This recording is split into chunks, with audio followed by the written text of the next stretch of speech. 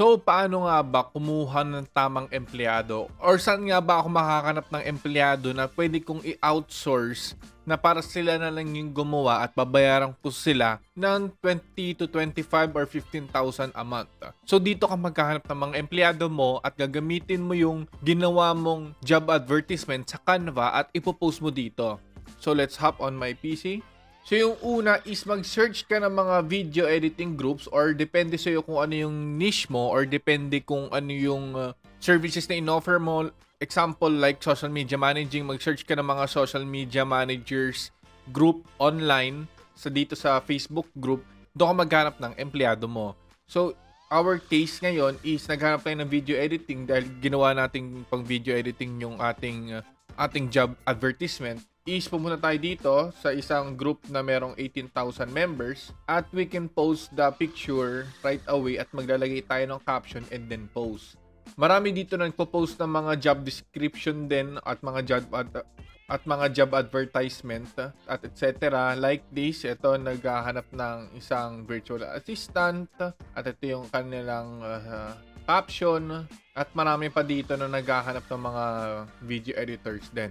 Like this, naghanap ng isang video editor at ito yung kanilang caption. So, pwede kayo kumuha ng inspiration or ng idea sa mga caption or sa mga post nila para ayun rin yung i-post mo doon sa mga group na to. So, hindi lang itong group ang pwede mong gamitin for hiring video editors in our case. Marami pa dyan mga group na about video editing. So, search nyo lang sa Facebook group nyo at lalabas na lahat.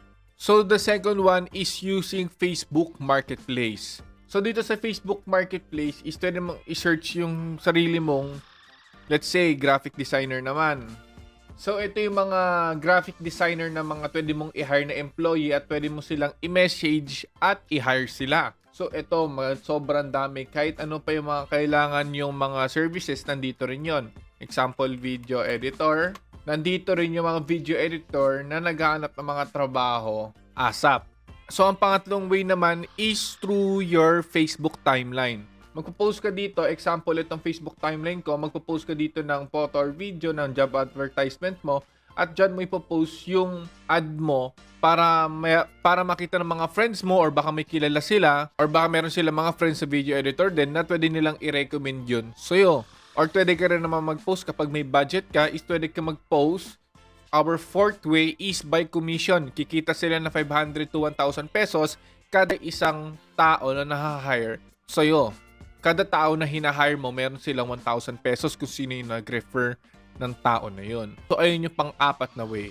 So, ang pang-limang way naman natin is through our college. So, dito sa college naman is kung saan ka nag-aral ng kolehiyo mo or ng high school mo, pero mas maganda kapag sa kolehiyo.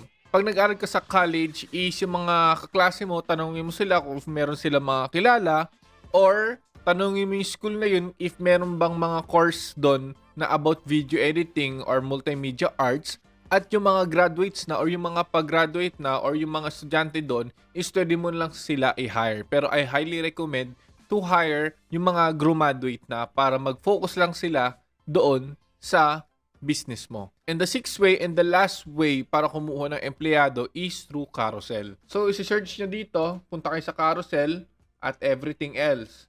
At search nyo, example, video editor. Lalabas dito yung mga same lang sa Facebook Marketplace. So, same lang siya sa Facebook Marketplace na puro ganito. Dito sa Carousel. So, ayun yung mga way or 6 way to get an employee. Ulitin natin. Una is by Facebook group. Pangalawa is by Facebook Marketplace. Pangatlo is by your Facebook timeline. Pang-apat is your commission-based na recruitment. Pang-lima naman is kung saan ka nag-aral ng college and pang-anim is Carousel. So that's the ways kung paano kumuha ng empleyado dito sa multi-servicing business. So see you on the next lesson.